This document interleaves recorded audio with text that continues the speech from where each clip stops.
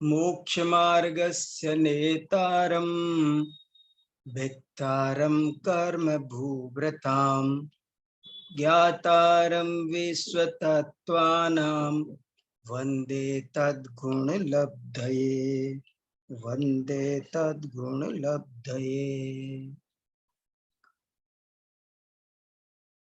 हम सब जैन आचार्य परंपरा में सूर्य चंद्र के समान दैदीप्यमान आचार्य श्री समंत भद्र स्वामी को समझने की कोशिश कर रहे हैं।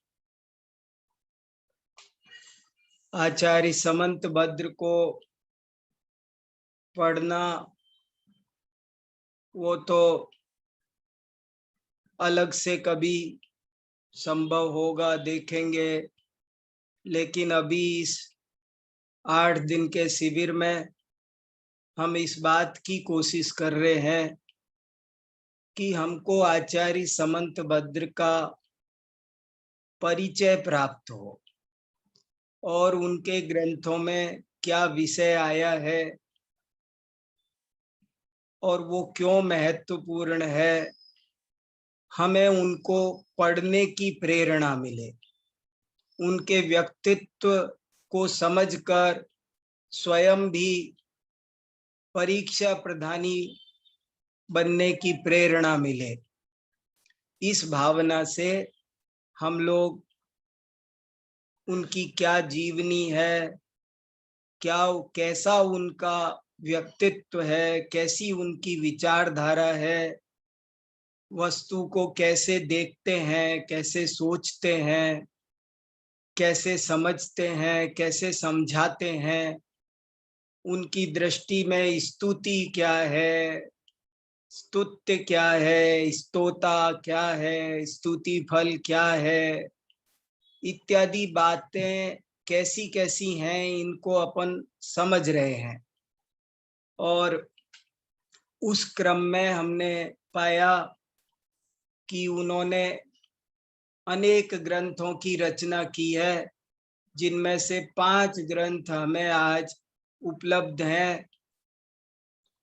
आप्तमीमांसा, युक्ति अनुशासन, स्तुति विद्या, स्वयंभू स्तोत्र और रत्नकरंड श्रावकाचार, ये 5 ग्रंथ आज उपलब्ध हैं। इन 5 ग्रंथों को कभी उद्देश्य बनाकर हम यदि 1-2 महीने लगातार पढ़ेंगे तो हमें अद्भुत आनंद की प्राप्ति होगी। कभी ऐसा अवश्य जीवन में होना चाहिए कि जब हम आचार्य समंत भद्र के सभी ग्रंथों को पढ़ें, तो अभी हम एक एक ग्रंथ का आपको परिचय दे रहे हैं, क्या उनकी विषय वस्तु है, क्या बात है। कल हमने युक्ति अनुशासन का परिचय प्राप्त किया, परसों हमने आप्तमीमांसा का परिचय प्राप्त किया था। आप्तमीमांसा कैसा ग्रंथ है, उसमें क्या आया है, परसों ये समझा था। और कल युक्ति अनुशासन कैसा है, उसके कुछ श्लोकों का आपको दर्शन, अवलोकन, पठन सब कराया था। और हमने युक्ति अनुशासन में कैसी कैसी अद्भुत बातें लिखी है, 2-4 बातें पढ़ी थी। सर्वोदय तीर्थ कहा था, भगवान महावीर का तीर्थ है। ये जिन शासन है, जिन शासन की ये बहुत बड़ी विशेषता है कि ये सर्वोदय तीर्थ है। सर्वोदय, इसमें सबका उदय निहित है, तो ये एक अद्भुत बात है। और कल हमने ये भी देखा कि वे कितने करुणा से भरे हुए, भवत्यभद्रोपि समंत भद्र, कोई अभद्र व्यक्ति भी जिन शासन को, युक्त अनुशासन को पढ़ेगा तो समंत भद्र बन जाएगा।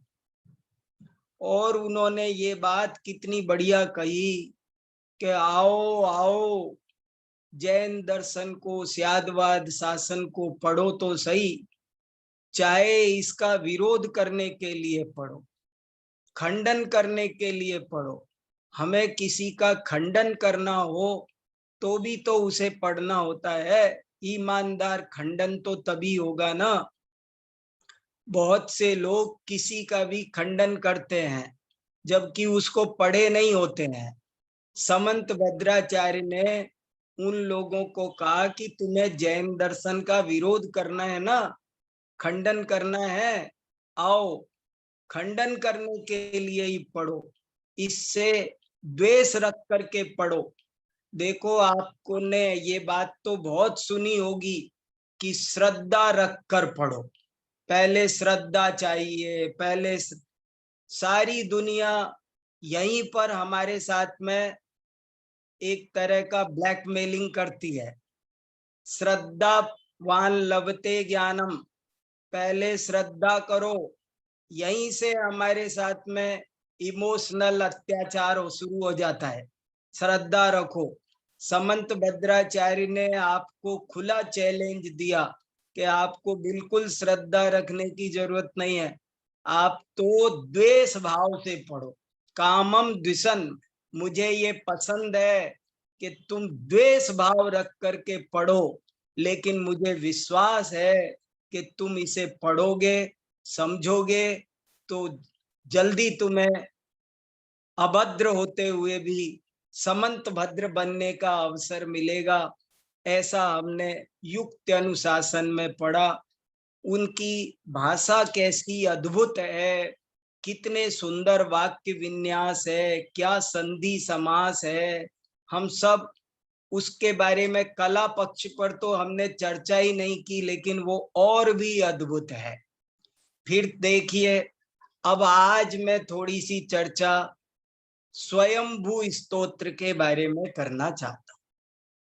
आचार्य समंत भद्र का एक सबसे अद्भुत ग्रंथ है स्वयंभू स्तोत्र, जगह जगह छपा हुआ है, और ये समंत भद्र ग्रंथावली में तो है ही है। और इस स्वयंभू स्तोत्र में 24 तीर्थंकरों की स्तुति है।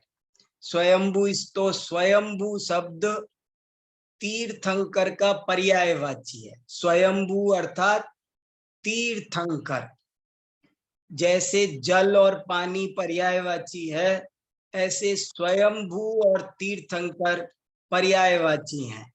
तो स्वयंभू स्तोत्र, स्तोत्र शब्द का अर्थ होता है वह काव्य जिसमें स्तुति की जाए। वह स्तोत्र शब्द का मतलब होता है, स्तोत्र शब्द स्तुति वर्तते यत्र, वह काव्य जिसमें स्तुति हो उसे स्तोत्र कहते हैं। और उस किसकी स्तुति है इसमें? स्वयंभू की। स्वयंभू अर्थात तीर्थंकर, इसमें 24 तीर्थंकरों की स्तुति है।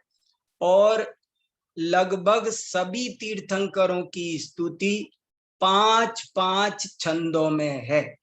एक तीर्थंकर की स्तुति में 5 छंद लिखे हैं, तो कुल मिलाकर के लगभग 120 श्लोक, चौही पंजे होने चाहिए।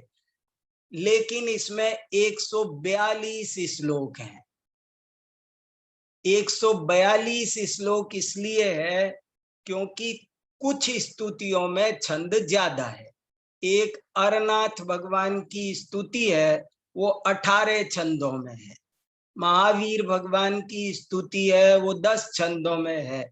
ऐसे करके कुछ छंद बढ़ गए, तो कुल मिलाकर के इसमें 142 श्लोक पाए जाते हैं। और मैं शुरू से कहता चला आ रहा हूं कि ये आदर्श स्तुतियां हैं, आदर्श स्तुतिकार हैं। और बाद में विद्वानों ने, जैसे दौलत राम जी ने इनका अनुकरण किया।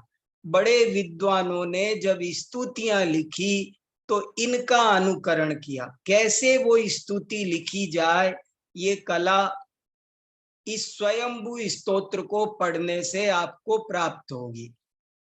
मैं आपको इसका परिचय देता हूं, कुछ सैंपल आपको कल की तरह दिखाऊंगा भी, और पहले मैं इसकी कुछ विशेषता एक दो आपके सामने बता देता हूं, ताकि वो बाद में आपको श्लोक देखने से आनंद आएगा। इस स्वयंभू स्तोत्र में यद्यपि अलग अलग तीर्थंकर की स्तुतियां हैं, पहले 5 छंदों में ऋषभ देव स्तुति है, बाद में 5 छंदों में 6 से 10 तक अजितनाथ की स्तुति है, 11 से 15 तक संभवनाथ की स्तुति है, 16 से 20 तक अभिनंदन नाथ की स्तुति है। ऐसे 5-5 में करीब करीब सबकी अलग अलग स्तुति है।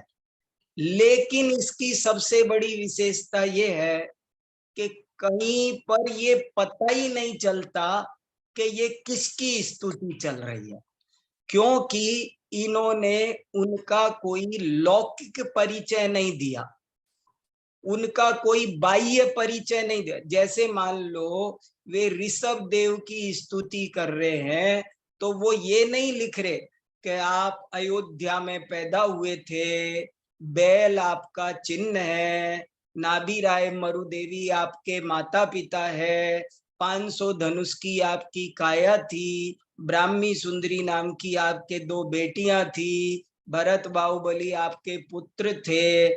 ऐसा कुछ भी उनका विवरण, उनका डाटा इन्होंने उसमें काम में नहीं लिया है। अजितनाथ की स्तुति हो चाहे पारसनाथ की, महावीर भगवान की स्तुति में ये नहीं लिखा कि आप वैशाली में पैदा हुए, कि आपके मम्मी पापा का नाम ये था, कुछ नहीं लिख। किसी भी तीर्थंकर का कोई भी लौकिक परिचय आपको इन 142 श्लोकों में नहीं मिलेगा। आपको पता ही नहीं चलेगा, कहीं कहीं उनके नाम बस जरा से आए हैं, हे सुपार्श्वनाथ, हे ऋषभदेव, हे अजितनाथ, उससे आपको थोड़ा सा अंदाजा लगता है कि ये अमुक तीर्थंकर की स्तुति होगी, वरना यहाँ पर आपको पता ही नहीं चले। जैसे जैन धर्म में देखो, ये स्तुति ये बताती है कि जैन धर्म नाम पर विश्वास नहीं करता, व्यक्तिवाद पर विश्वास नहीं करता, गुणों पर। जैसे जैन धर्म में 24 तीर्थंकर, आप किसी भी जैन मंदिर में जाओ तो 24 तीर्थंकरों की जो स्तुतियां हैं, मूर्तियां हैं, उनमें क्या फर्क है? कोई भी मूर्ति पर जब बाजार में खरीदते हैं तो आप किसी भी मूर्ति पर कोई भी चिन्ह बना लो, आप किसी मंदिर में दर्शन करने जाते हैं तो हमको आसानी से पता नहीं चलता है कि ये कौन से तीर्थंकर वेदी में विराजमान। हमें ऐसे ऐसे देखना पड़ता है नीचे पैरों में कौन सा चिन्ह है। अच्छा, ये तो नेमिनाथ है, ये तो नमीनाथ। हमको माने जैन धर्म में इस बात को कोई महत्व नहीं है कि वे ऋषभ देव हैं या अजित। मान लो मेरे गांव में ऋषभ देव का मंदिर हो तो बड़ी बात है, या अजितनाथ का हो तो बड़ी बात है। लोग बाग तीर्थंकरों में भेद कल्पना करते हैं, वो बहुत बड़ा दोष है। शांतिनाथ बढ़िया है, पारसनाथ ज्यादा बढ़िया है, शांतिनाथ ही शांति देंगे, पारसनाथ ही दुख हरेंगे।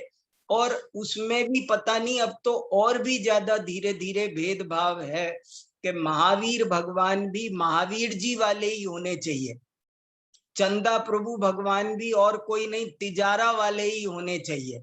हमने ऐसी बुरी हालत, हमारे मन में बहुत ज्यादा संकीर्णता भरी पड़ी है, उस सब को ढो देने के लिए ये स्वयंभू स्तोत्र है।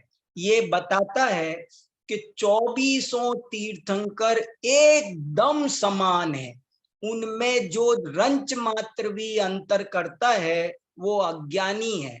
उनमें कोई 24 के 24 तीर्थंकरों में जरा भी जो अंतर समझता है वो बहुत बड़ा अज्ञानी है। 24 तीर्थंकर बराबर है। आप स्तुति पढ़ते चले जाएंगे तो आपको बहुत आनंद आएगा। इतनी सुंदर स्तुतियां हैं।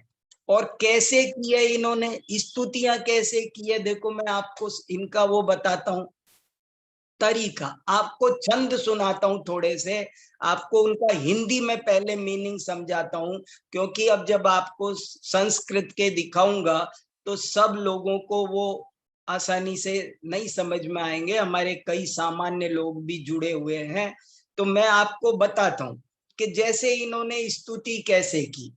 सिर्फ ऐसे की कि हे ऋषभ देव भगवान, आपने मुझे ये समझाया कि शरीर अलग है और आत्मा अलग है। बस इस बात के लिए मैं आपको भक्ति पूर्वक प्रणाम करता हूं। हो गया एक छंद। दूसरा छंद सुनो कि हे ऋषभ देव भगवान या हे अजितनाथ, कहीं पर भी कुछ भी है, सब में पूरे 142 श्लोक ऐसे के ऐसे ही है। हे अजितनाथ भगवान, आपने हमको ये समझाया कि प्रत्येक वस्तु उत्पाद व द्रव्य युक्त है, इसलिए मैं आपको भक्ति पूर्वक प्रणाम करता हूं। हे चंद्रप्रभ भगवान, आपने हमको ये समझाया कि राग आदि समस्त विभाव दुख के कारण है, संसार के कारण है, वीतरागता ही सुख का कारण है, मैं इसलिए आपको भक्ति पूर्वक प्रणाम करता हूं। हे नेमिनाथ भगवान, आपने हमको ये समझाया कि प्रमाण और नय के द्वारा वस्तु स्वरूप का निर्णय होता है, बस इसलिए मैं आपको भक्ति पूर्वक प्रणाम कर। इनके पूरे स्तोत्रों में कहीं पर ऐसा नहीं लिखा कि मैंने तेरे ही भरोसे पारसनाथ भंवर में नैया डाल दई। कोई कर्तावाद, कोई रागी द्वेषी, जैन धर्म बहुत अद्भुत है और उनकी कैसे स्तुति वीतराग भगवान की जाती है ये लोग जानते नहीं है। इसलिए ये स्वयंभू स्तोत्र का बहुत प्रचार होना चाहिए। हर आदमी को ये स्वयंभू स्तोत्र पढ़ना चाहिए और स्तुति करने की क्या सही पद्धति है वो समझ में आएगी। हम सब गलत पद्धति से भगवान की स्तुति करते हैं। उनकी शरीर, लोग बाहुबली जी के जाते हैं और लौट के आते हैं, कहते हैं क्या मूर्ति है, 1000 साल से पत्थर देखो साहब, गजब का पत्थर है। तो पत्थर की स्तुति कर रहे हो कि बाहुबली भगवान की काय की स्तुति कर रहे हो भाई? ये एक गजब। अरे साहब क्या बेले हैं, अरे तो बेलों की स्तुति हो गई है।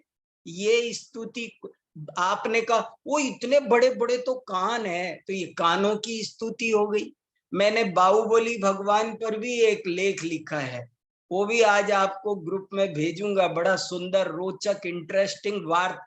मैंने बाहुबली भगवान से एक इंटरव्यू लिया है, वो छोटा सा 2 पेज का इंटरव्यू है। आज आपको ग्रुप पे भेजूंगा, आपको पढ़कर बहुत आनंद आएगा, पढ़ना उसे।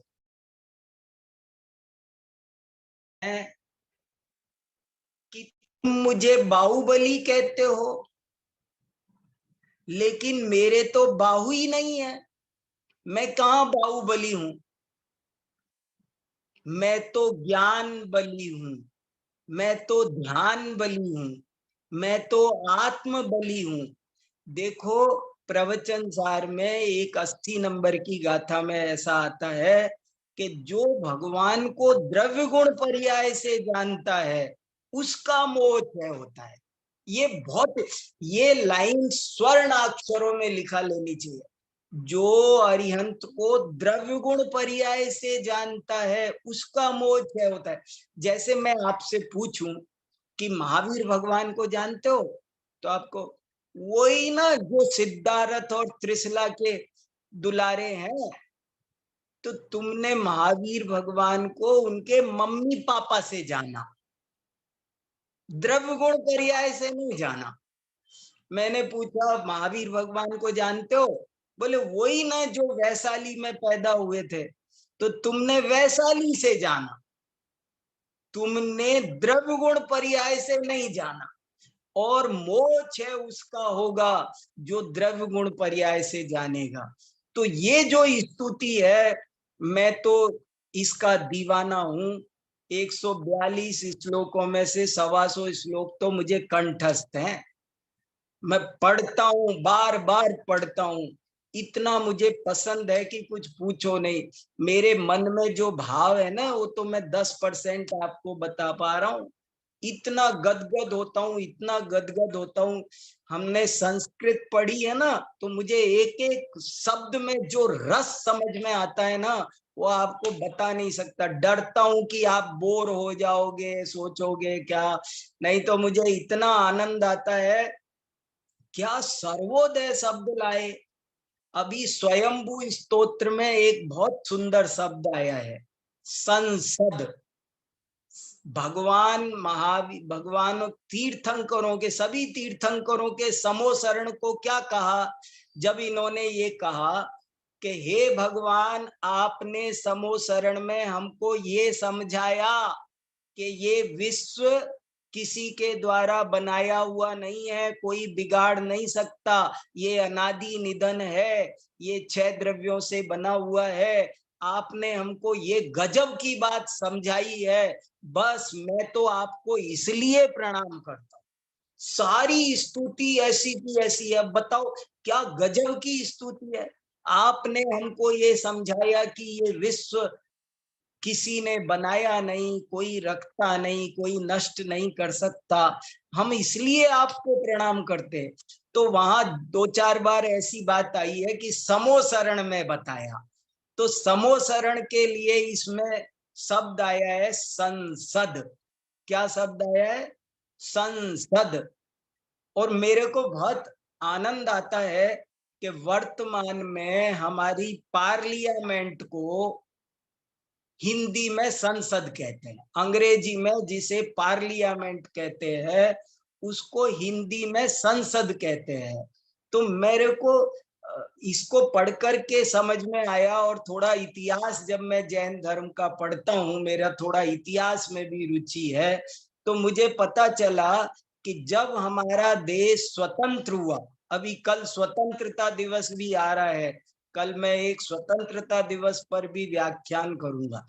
तो देखो, तो स्वतंत्रता दिवस जब हमारा देश स्वतंत्र हुआ और हमारी अपनी पार्लियामेंट बनी, तब उसमें उस समय 50 सांसद, 50 मेंबर जैन थे। उस समय पहली पार्लियामेंट में 400 मेंबर में से 50 मेंबर, 52 मेंबर जैन थे।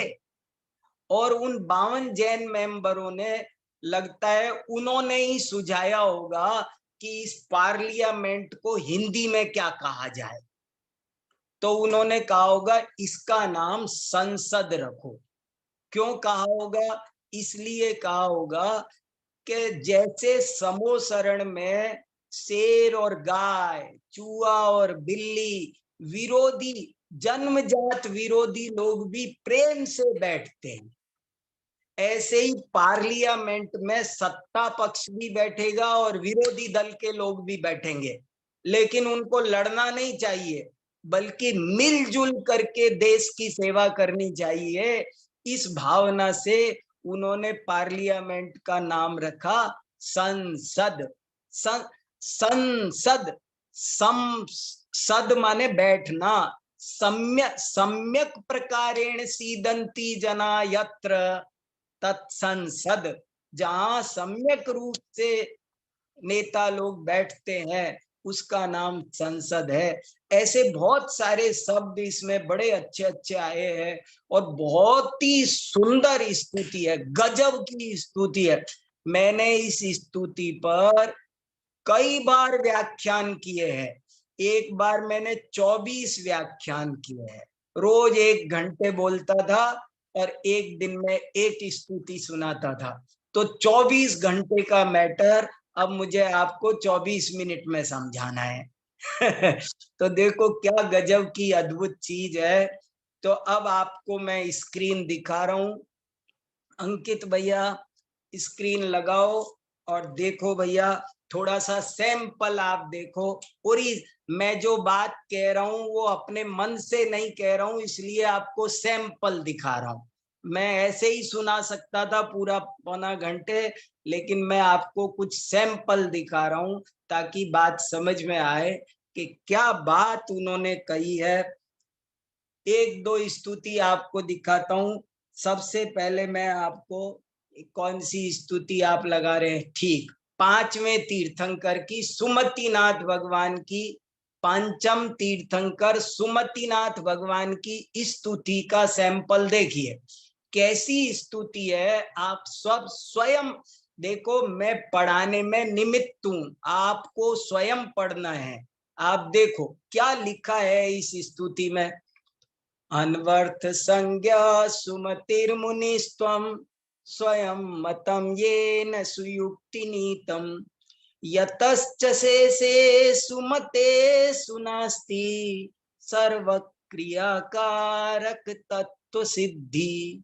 गजब कर दिया।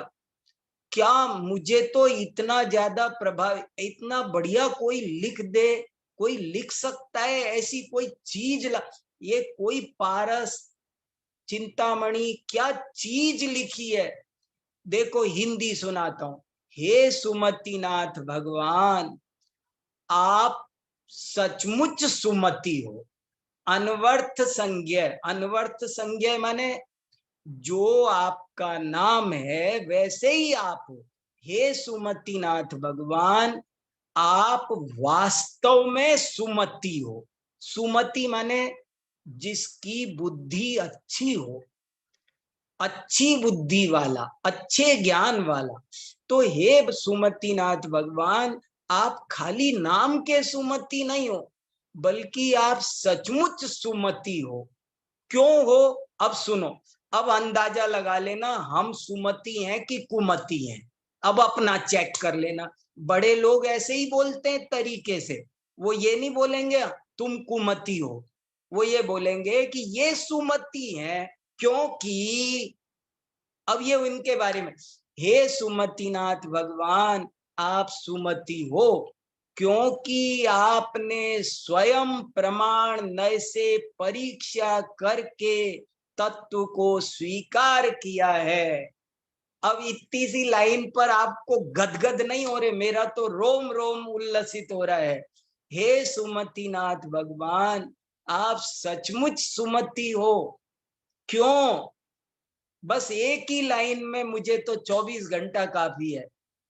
क्योंकि आपने स्वयं, दूसरे के भरोसे नहीं, ये जैन धर्म दूसरे के भरोसे नहीं है, स्वयं मतम, आपने स्वयं युक्ति के द्वारा परीक्षण करके तत्व को माना है। बस जय हो आपकी। मैं इसलिए आपको प्रणाम करता हूं। हे सुमतिनाथ भगवान, मैं आपको इसलिए प्रणाम करता हूं कि आप किसी के कहने से तत्व को नहीं माने, बल्कि आपने स्वयं युक्ति से परीक्षा करके तत्व को माना। गजब है। और आपने ऐसी बात मानी, ऐसी बात बताई जो संसार के दूसरे मतों में नहीं है। आपके ही मत में सर्व क्रियाकारक तत्व सिद्धि, आपके ही मत में। अब यहाँ आपके ही, इसका क्या मीनिंग लगाना? आपके ही का मतलब ये नहीं कि सुमतिनाथ भगवान के ही है, पद्म प्रभ के नहीं है, ऐसा मत समझना। आपके ही है माने 24 तीर्थंकरों के अरिहंत के ही है और अन्य कपिलादि के नहीं है, ये मतलब है। हे सुमतिनाथ भगवान, आप सचमुच सुमति हो। देखो अब अपन कैसे हैं सोच लो। देखा देखी मानते हैं, बिना परीक्षा किए मानते हैं, तो हम सुमति नहीं है। जिस जो स्वयं परीक्षा करके तत्व ज्ञान करते हैं और इस बात को भली भांति समझते हैं, उन्हीं के सर्व कारकों की, सर्व क्रियाओं की, सर्व तत्वों की सिद्धि होती है। एकांतवादियों के कोई भी बात सिद्ध नहीं होती, कुछ व्यवस्था नहीं बनती। जो आत्मा को सर्वथा नित्य मानते हैं वे भी कभी मोक्ष नहीं जा सकते। जो सर्वथा आत्मा को अनित्य मानते हैं वे भी कभी आत्मा का कल्याण नहीं। देखो, यदि मैं सर्वथा नित्य हूं तो मैं कूटस्थ रहूंगा, मेरे में कोई परिणमन ही नहीं होगा। मैं क्या आत्मा का हित करूंगा? मेरे में कोई परिवर्तन ही नहीं होगा। अगर यदि मैं नित्य हूं तो जैसा हूं वैसा ही रहूंगा, और यदि मैं अनित्य हूं सर्वथा तो मैं तो पल भर में नष्ट हो जाऊंगा। आत्मा का कल्याण कैसे होगा? राग आदि नष्ट होकर वीतराग अवस्था कैसे प्रकट होगी? तो गजब का है। एक श्लोक मुझे काफी है 4 दिन पचाने के लिए। अनवर्थ संज्ञा, जबरदस्ती भागना पड़ रहा है, आगे भागूंगा।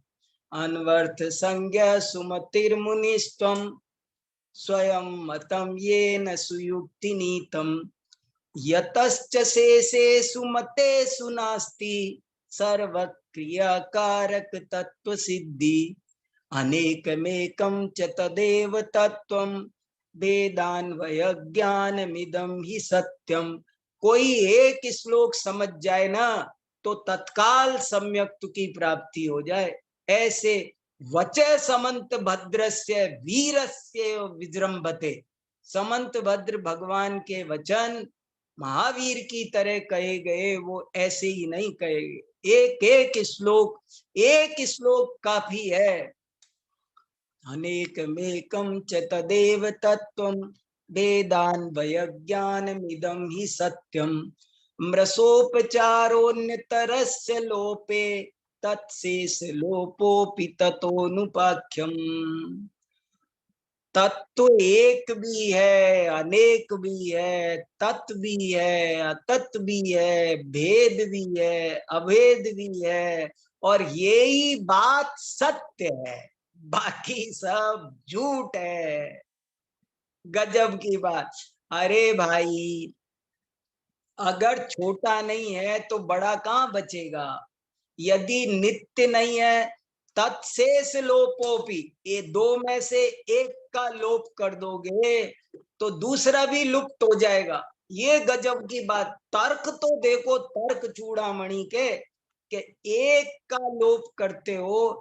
यदि दुनिया में नित्यता नाम की कोई चीज नहीं है तो अनित्य भी लुप्त हो जाएगा। अनित्य नहीं है तो नित्य किस काम का? दिन है तो रात है, सुख है तो दुख है। अगर दुख नहीं है तो सुख कहाँ हो सकता है? सुख है तो दुख, सुख नहीं है तो दुख नहीं हो सकता, दिन है तो रात नहीं हो सकती। समझो तो सही, भेद है तभी तो अभेद है भाई, अभेद है तभी तो भेद है भाई, सत है तभी तो असत है। ऐसे गजब गजब के छंद है।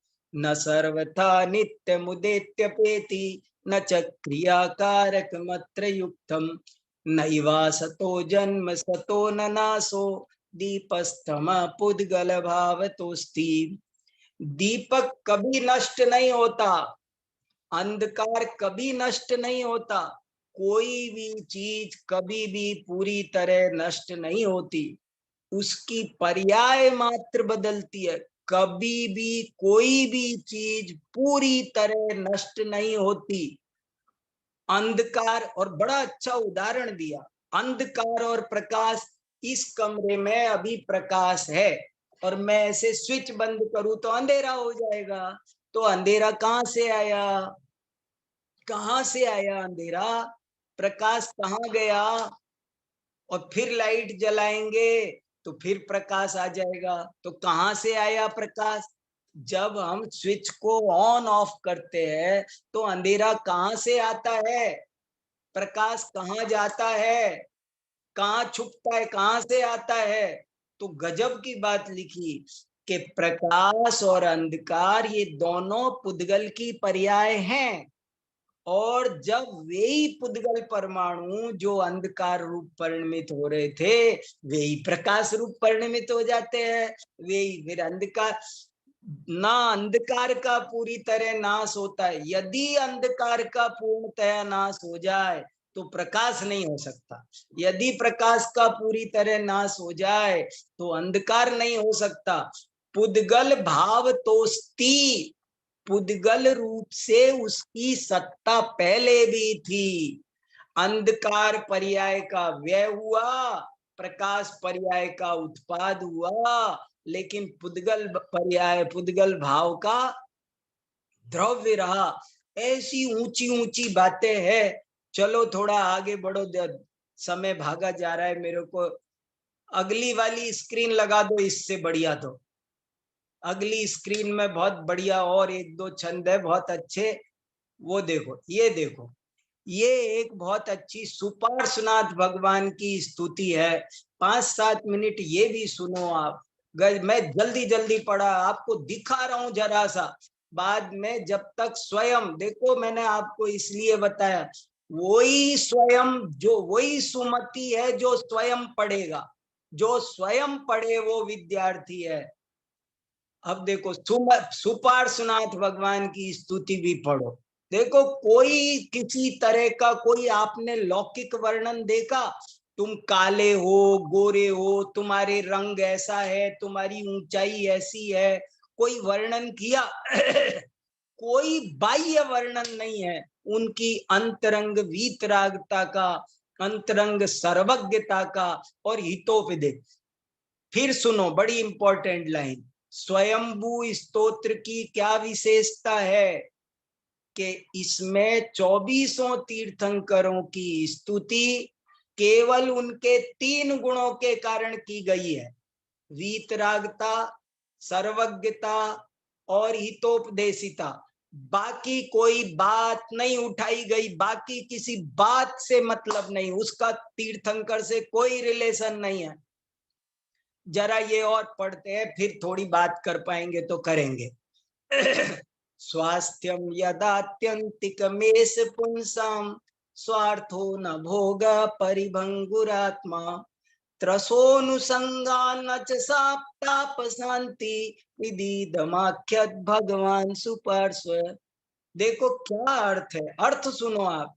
हे सुपार्श्वनाथ भगवान, आपने मुझको स्वास्थ्य का सही अर्थ समझाया, बस इसीलिए मैं आपको भक्ति पूर्वक प्रणाम करता हूं। हो गई स्तुति। आप हम कोई करते हैं, सोचो तो सही, आज कैसी कुएं में भांग पड़ी हुई है। आप सारी दुनिया में चले जाओ, आपको कैसे स्तुति करने वाले मिलेंगे। और इसमें स्तुति देखो, क्या स्तुति है। आपको छोटी, देखो, ज्यादा ज्यादा लंबी बात नहीं है, कितनी सी बात कही। हे सुपार्श्वनाथ भगवान, आपने मुझे स्वास्थ्य की सही परिभाषा समझा दी। बस दुनिया स्वास्थ्य का मतलब समझती है शरीर अच्छा रहे। लोग तंदुरुस्ती को स्वास्थ्य समझते हैं, लोग तंदुरुस्ती को स्वास्थ्य समझते हैं, लेकिन तंदुरुस्ती तो तन का धर्म है, वो स्वास्थ्य नहीं है। स्वास्थ्य तो स्वयं का धर्म है, आत्मा का धर्म। स्वास्थ्य में और तंदुरुस्ती में जमीन आसमान का। हे भगवान, मैं आज तक तंदुरुस्ती को ही स्वास्थ्य समझता रहा, लेकिन आपने मुझे समझाया कि स्वास्थ्य माने क्या होता है। अपनी आत्मा में वीतरागता प्रकट होना, आत्मा अपने स्वभाव में स्थित हो जाए, उसका नाम स्वास्थ्य है। आपने मेरे को जो ये बात समझाई है, आपने मेरे ऊपर अनंत अनंत उपकार किया है। मैं आपको कोटि कोटि प्रणाम करता हूँ भगवान। ये बात आपने बताई, बस इसके लिए आपको प्रणाम है। ये बात बताने के लिए आपको प्रणाम है। स्वास्थ्यम यदात्यंतिकमेष पुंसाम स्वार्थो न भोग परिभंगुरात्मा। गजब की बात है। मैं कुछ भी नहीं कह रहा आपको, समुद्र में बूंद बराबर नहीं बता रहा हूं आपको। ये इसमें समुद्र भरा है, समुद्र समुद्र भरा है। और मैं आपको एक बूंद बता रहा हूं, अजंगमम जंगम नेयंत्रम यथा तथा जीव धृतम शरीरम बीभत्सुपूति चैतापकम च स्नेहो वृथा त्रेति तम त्वमाख्य। ये त्वमाख्य माने तुमने कहा, तुमने मुझसे ये कहा, बस इसलिए मैं बलिहारी हूं, इसलिए आपके चरणों में झुक रहा हूं। मैं सिर्फ इसलिए झुक रहा हूं कि तुमने मुझे ये कहा। क्या कहा? आपने मुझे ये बताया कि इस शरीर का क्या सच्चा स्वरूप है। आपने मुझे शरीर, पहली गाथा में, पहले श्लोक में कहा 31 में कि आपने मुझे आत्मा का स्वरूप समझाया, स्वास्थ्य का। दूसरी कारिका में कहा आपने मुझे शरीर का सही सही स्वरूप आपने बताया कि ये शरीर एक ऐसा यंत्र है, एक ऐसी मशीन है जो स्वयं अजंगम है लेकिन जंगम के द्वारा चलाई जाती है। अजंगमम जंगम नेयंत्रम, सारी मशीनें ऐसी है जो स्वयं नहीं चलती, बस स्वयं नहीं चलती लेकिन कोई ड्राइवर चलाता है। ये शरीर एक अचेतन यंत्र है और ये अंदर में बैठा हुआ ड्राइवर इसे चलाता है जीव। जीव अलग है, शरीर अलग है। आपने जो शरीर और आत्मा का जो स्वरूप है, जो संबंध है, जो नहीं है, जैसी जो स्थिति है, उसे आपने मेरे सामने हस्ता मलकवत खोल कर रखा। मुझे ये समझ में आया कि इससे स्नेह करना वृथा है। ये शरीर विभत्सु है, पूती है, क्षय है, तापक है, ये गज। और 33वां देखो, अलंग शक्तिर भवितव्य तेयम हेतुर्द्वया विस्कृत कार्य लिंगा अनीश्वरो जंतुरहं क्रियार्थ संहत्य कार्ये स्वितु साध्ववादी इति साधु अवादी। आपने सही बात बताई, आपने सही बात बताई। देखो भैया, कोई किसी को कुछ नहीं दे सकता, बता सकते हैं। सही बात बताना ही उसका अनंत उपकार है। अगर किसी का भला करना हो तो उसे सही बात बता दो।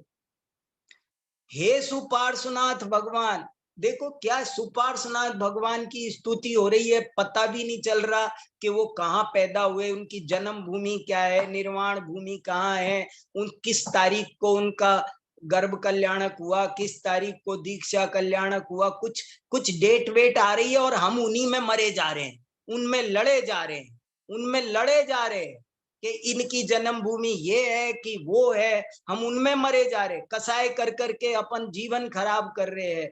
जैन धर्म तक पहुंचना मजाक काम नहीं है। समंत भद्र को पढ़ोगे तो असली जैन धर्म मिलेगा, नहीं तो जीवन ऐसे ही बीत जाएगा भाई। हे सुपार्श्वनाथ भगवान, आपने हमको ये समझाया कि भवितव्यता का कोई उल्लंघन नहीं कर सकता।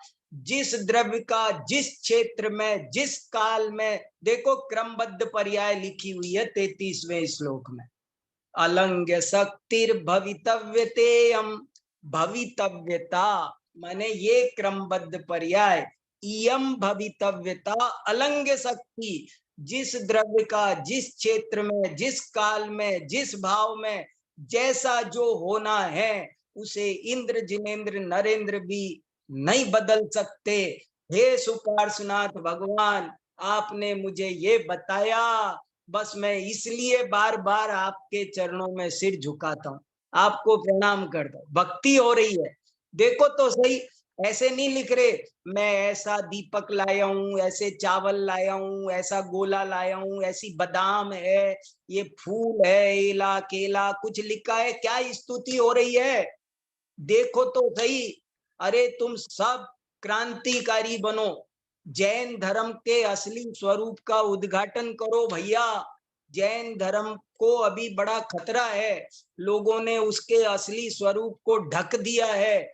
मैंने समंत भद्र पढ़ाने का निर्णय इस शिविर में इसीलिए किया है कि सारा पाखंड उड़ाना है मुझे, आंधी चलानी है। अब समंतभद्र की आंधी चलनी चाहिए और सब खत्म होना चाहिए सारा पाखंड। क्या गजब, जैन धर्म में बहुत पाखंड छा गया, तमाशा बना रखा है लोगों ने जैन धर्म को। जैन धर्म अद्भुत है। अलंग शक्तिर भवितव्यतेयम हेतु द्वयाविष्कृत कार्य लिंगा अनीश्वरो जंतुरहं क्रिया। गजब लिखा है। बिभेति मृत्योर्न ततोस्ति मोक्षो नित्यम शिवम वांछति नास्य लाभ तथापि बालो भय काम वश्यो वृथा स्वयं तप्यत इत्यवादी। हे भगवान, देव सब जगह लिखा है, आपने ये बताया। हे भगवान, आपने ये बताया कि कितना भी डरो तुम्हारा सारा भय निरर्थक है। तुम कितनी भी आशा रखो, इच्छा करो, तुम्हारी सारी आशाएं निरर्थक है। संपूर्ण भय, आत्मा के सारे विकारों को दो भागों में बांट लो, भय और आशा। और ये भय और आशा नामक दोनों ही बातें सर्वथा निरर्थक है, अनर्थक है, मूर्ख है जो भय काम के वशीभूत हैं। आपने ये बात मुझे समझा करके मुझे निर्भय निष्काम बनाया। बस मैं इसलिए आपको भक्ति पूर्वक प्रणाम करता हूँ। ऐसी गजब गजब की बातें हैं। समय हो गया, मैं आपसे कोई प्रश्न नहीं ले सका, पर अभी हमारे पास कल का दिन और है। आपके जो भी प्रश्न हो उनको हम कल कर लेंगे। क्या करूं, मैं इसमें डूब गया और आपसे प्रश्न को इनवाइट नहीं कर सका। तो आप सब ग्रुप पर पूछ लेना, मैं ग्रुप पर उत्तर देने की कोशिश करूंगा। जिनको प्रश्न पूछना हो वो ग्रुप पर पूछ लेना, मैं उत्तर दूंगा, चिंता मत करो। पढ़ो पढ़ो पढ़ो, समंतभद्र को पढ़ो, असली जैन धर्म को जानो, ये मुझे आपसे जोर देकर कहना है। ठीक है, जय जिनेन्द्र। कहाँ क्या कह रहे, टाइम है तो पूछ लो भैया। वो कह रहे टाइम है तो पूछ लो भैया, हमको क्या, हम तो बैठे हैं आपकी अगली क्लास। वो एक प्रश्न आया है, स्वास्थ्य का क्या मतलब है? स्वास्थ्य, हाँ मंगला जी आपका ही प्रश्न है, बोलिए मंगला जी जल्दी। आपका चैट पर प्रश्न पढ़ लिया मैंने कि स्वास्थ्य माने क्या। देखो, भारतीय संस्कृति में आज भी शब्द सुरक्षित है, स्वास्थ्य। स्वास्थ्य माने जिसका स्व से संबंध, स्व में, स्व स्वरूप में स्थित हो, स्व प्लस स्वस्थ। जैसे मैं आपसे पूछूं आप स्वस्थ हो, स्वस्थ माने दो तरह के लोग हैं, एक भौतिकवादी, वे तो पूछते हैं आप तंदुरुस्त हो, तंदुरुस्त। तंदुरुस्त माने जिसका तन ठीक हो। लेकिन हम लोग ऐसे नहीं पूछते, हम पूछते हैं आप स्वस्थ हो, तो जो आत्मा में स्थित हो, आत्मा के स्वभाव में स्थित हो, वही सच्चा स्वास्थ्य है। हे भगवान, आपने मुझे मुझे जन्म जन्म हो गए भटकते हुए, मैं स्वास्थ्य किसे कहते जानता नहीं। मैं हॉस्पिटलों के चक्कर लगा रहा हूँ, डॉक्टरों के चक्कर लगा रहा हूँ, दवाइयां खा रहा हूँ, अपने लिए क्या क्या धंधे कूट रहा हूँ स्वास्थ्य के लिए। लेकिन स्वास्थ्य वास्तव में किसे कहते हैं और कैसे स्वस्थ हुआ जाता है, ये आपने मुझे बता दिया। ये नया आविष्कार, नई क्रांति मेरे जीवन में जन्म ले ली। बस मैं इसलिए, क्या मेरे इतना बहुमान आएगा जब आपको सच्ची बातें समझ में आएगी, तब हृदय में असली भक्ति पैदा होगी। और जब तक हृदय में भक्ति पैदा नहीं होगी तब तक वाणी में स्तुति आ नहीं सकती। बताया था पहले ही दिन, पहले भक्ति चाहिए, बाद में स्तुति होगी। बिना भक्ति के स्तुति नहीं होगी। बिना गर्भ के जैसे जन्म नहीं होता, ऐसे ही बिना भक्ति के स्तुति नहीं होती। चलो भैया, मेरे ख्याल से तो समय हो रहा है, अगली क्लास है ना आपकी, तो मैं अभी आज मैं लीव करता हूँ। और कल आप मेरे से प्रश्न पूछ लेना, ग्रुप पे पूछना हो तो ग्रुप पे। कल मैं क्लास शुरू करूंगा तो पहले आपको मौका दूंगा, जिस जिसको जो भी प्रश्न पूछना हो, कल हम पहले प्रश्नोत्तर करेंगे। पंडित जी साहब, एक छोटा सा प्रश्न था। हाँ बोलिए कि बोलिए। कि ये कैसे समझे कि कौन से तीर्थंकर की स्तुति शुरू है अरे स्तोत्र क्या पढ़ते करना, समय? बहुत बढ़िया, बहुत अच्छा। वो यही कह रहे कि आपको क्या करना समझ करके, आपको क्या फर्क पड़ता है, वो ये कह रहे आपको। देखो जैन धर्म में मैं रोज एक मंगलाचरण बोल रहा हूं, मोक्ष मार्गस्य नेतारम भित्तारम कर्म भूभ्रताम। ये किस तीर्थंकर का है? ये नमोकार मंत्र में किस तीर्थंकर को नमस्कार किया है? ये किस तीर्थंकर की बात है? यही हमारे मन का चोर है, और इस चोर को नष्ट करने के लिए ये स्वयंभू स्तोत्र लिखा है कि आप सब तीर्थ, जो 24 तीर्थंकरों में भेद कल्पना करते हैं वे मिथ्या दृष्टि हैं, ऐसा लिखा हुआ है। जो 24 तीर्थंकरों में भेद कल्पना करते हैं वे मिथ्या दृष्टि हैं। ये भेद कल्पना खत्म करने के लिए तो हम ये पढ़ रहे हैं। क्या करना, भूल जाओ किस तीर्थंकर की है, सारी बातें सबके लिए है। सब वीतराग सर्वज्ञ हितोपदेशी, एक से कोई फर्क नहीं। कभी भी मत सोचना कि अरनाथ छोटे हैं, शांतिनाथ बड़े हैं, मल्लीनाथ छोटे हैं।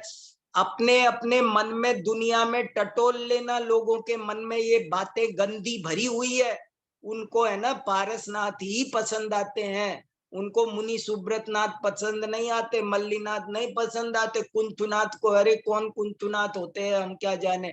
ये सब बहुत गड़बड़ घोटाला चलता है भैया, उसको मिटाने के लिए ही तो ये गजब की बात है। चलो ठीक है, अब हम, कोई बात नहीं, अब है ना जो भी प्रश्न है छोटा बड़ा कल ही लेंगे। जय जिनेन्द्र।